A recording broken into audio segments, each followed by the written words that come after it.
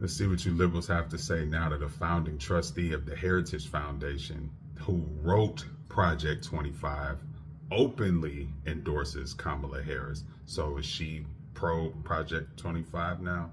Yeah, I want to hear you liberals justify that. Yeah, we saw that at the DNC, everybody singing Project 2025.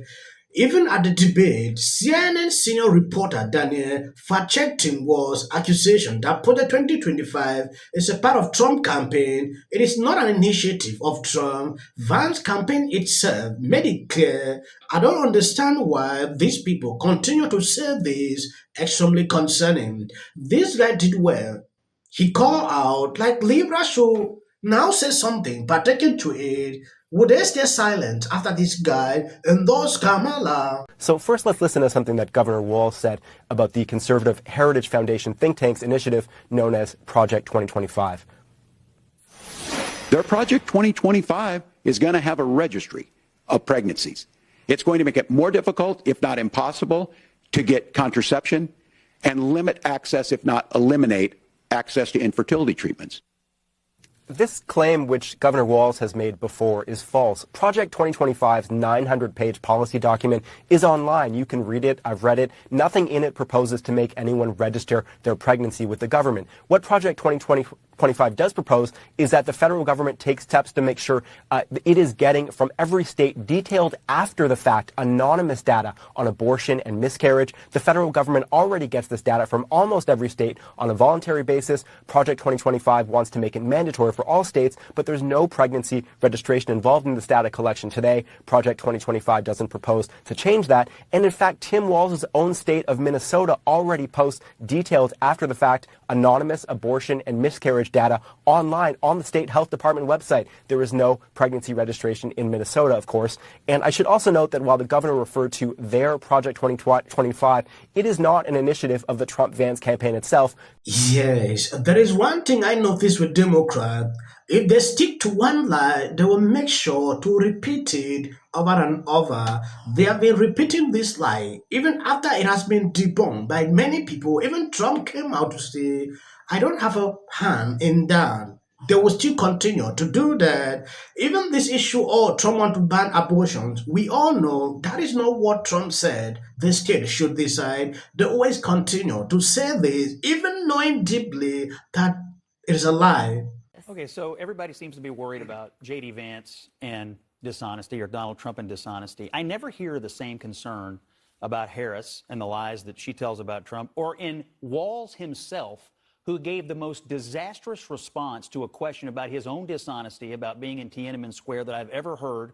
So I was in Hong Kong and China during the democracy protests went in a debate. He also did the same thing with Dana Bash when questioned about dishonesty a couple of months ago. And effectively what he has said is, sorry, guys, I'm too dumb to tell the truth. I mean, he called himself a knucklehead. I've not been perfect, and I'm a knucklehead at times. I have bad grammar. This is a guy who holds himself up to be a school teacher and a coach. Is that the life lesson he's giving the kids that are under his care? Hey, you can lie, and then you can just kind of slough it off as being, you know, too dumb to tell the truth. I think we spend 99% of our time going down rabbit holes about Vance and Trump and honesty in campaigns, and we spend no time at all holding Walz and Harris to the same standard, and I don't understand it. Tim Walz won this VP debate. Sure, it wasn't the knockdown, drag out thing that I've been joking about all day. It was more of a... Yes, if I tell you the truth, maybe you will not believe. I don't watch CNN, but when Scott started doing this, I was more interested to see his segment. What he did on this clip is amazing. Calling out media double standard and all that. Like news recently came out that Kamala husband slapped, I don't know if it's the ex-girlfriend. You will not see the media cover that. They will not say anything. They will stay mute. Just imagine that it was Trump. They will repeat it over and over so you can understand exactly how these people operate. But it should not be like that. If you call yourself a media house, you should be able to report the truth, not what favors you every time. When I look at what happened during the debate, where they struggled to always shut up, even mute JD Vance mic. Tim Walz One, this VP debate. Sure, it wasn't the knockdown, drag out thing that I've been joking about all day. It was more of a quiet, consistent domination. Yes, shaky at the beginning. You could tell he was completely out of his element at the start. And JD Vance, boy, I tell you, A+ in performance politics. Did you notice the blink-free stare at the camera? The constant use of the moderator's name, Margaret this, Margaret that. The over-politeness. How about the constant references to his family and the hillbilly upbringing? Pulling on those heartstrings to come across more human, since there's been so many other ways that they've tried their best to dehumanize anyone, especially immigrants. Did you notice how a lot of the most important questions were conveniently ignored by JD Vance or eloquently danced around? Because I will give him this. He is a gifted orator, as I would expect being educated at Yale and having your JD from there. He was able to say a whole lot, but the thing is, it was a whole lot of nothing. Just like the main man on his ticket. He had a concept of a lot of things, but not anything that was really rooted in strong policy or strategy or anything at all. One thing that was really clear was that he likely should have been the main person on their ticket and not the VP.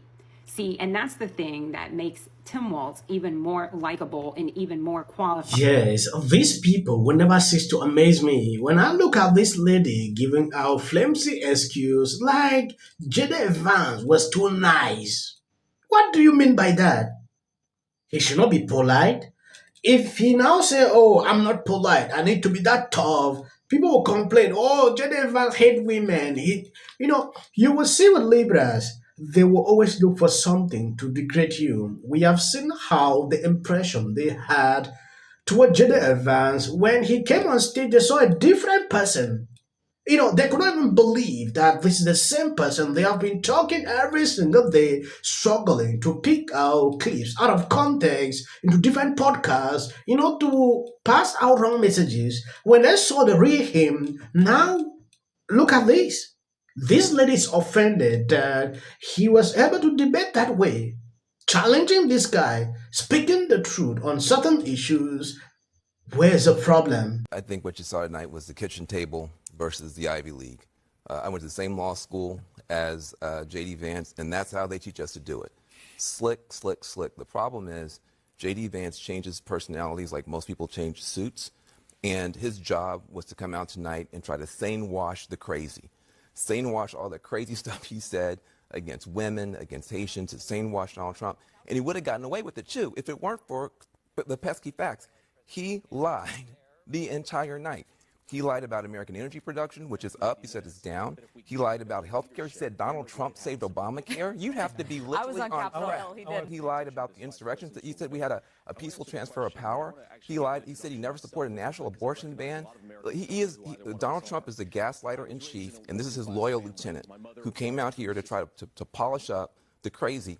And I think Americans need to be very, very careful. This is a very, very deceptive guy. We are trained to do what he did, and don't fall for it. You can clearly see how they're panicking. Look at Van Jones. Oh, this is how we are being taught. Then why are you not like that? Oh, JD Vance is more intelligent than you. I don't understand. It is crazy. That don't fall for the trick. This guy is scared of JD Vance. He has said it on different segments on CNN how JD Vance is not someone you need to play with. Reasons you can see him like this. The fact that the Democrats, by every poll I read, are, I would just say, losing their base. I mean, if you look at non-white working class voters, there has been a 61-point shift. That's an incredible amount from 2012. That's in 12 years. Obama in 2012, when you were the Attorney General, I think won it by 67 points, that demographic. Biden won it by 48. Now he's only up by 6. What's going on there? I think that she wants to take him out. Bad moment for Tim Walz in this debate where he got mixed up and embarrassed in answering a question about exactly what month he had been in China in relation to the Tiananmen Square protest. And so I think that the people who want the fist fight are the base of the Democratic Party. Perhaps get some points in that area. Are you f***ing kidding me right now?